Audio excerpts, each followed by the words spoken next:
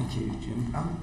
Can I just ask briefly about science? People like me can't sort of really argue with science. We're not sort of clever enough, as a soldier to sort of 18 months ago. But you are very much specialists in this field. What people come and do is they give us evidence, and we then take that evidence and draw conclusions. One of their key strands of evidence is that there are some areas in the world where only mefloquine will work to provide defence. Only mefloquine.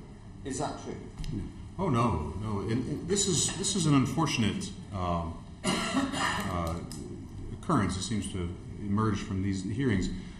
Some of the documents I've reviewed from MOD allude to this, allude to the idea that there are certain drugs, not naming the drug, that are more or less effective in certain areas. We should be perfectly clear. Lariam, or mefloquine, is not the most effective drug. There is no area of the world where mefloquine is the preferred drug, or should be the preferred drug. There are actually vast areas of the globe where there is resistance to Lariam.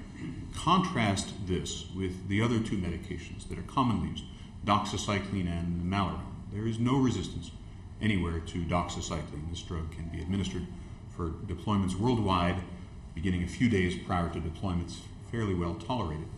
And similarly, Lariam, there's no reliable, widespread reports of its resistance anywhere.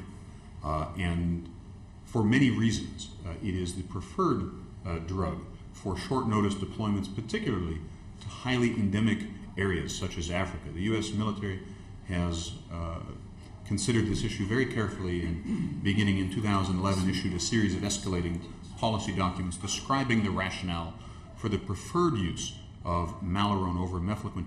And we have good empiric evidence of it being a better drug. You may recall the disastrous U.S. military mission to Liberia over a decade ago, I believe in 2003, where just a few hundred Marines deployed ashore on short notice, and within a few days, many dozens became ill with malaria.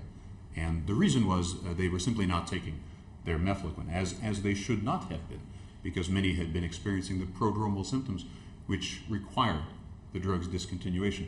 They didn't feel comfortable admitting this to their officers, and so when asked, they claimed they had simply forgotten. But we know, retrospectively, speaking with a few of these Marines, that they just didn't take it because they knew it made them ill.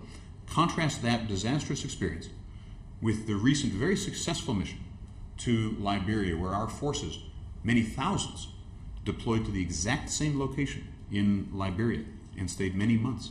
And at latest count, there were only 5 cases of malaria among U.S. forces. And this is, I believe, in part because we were using the safer and better tolerated drug Lariam over mefloquine.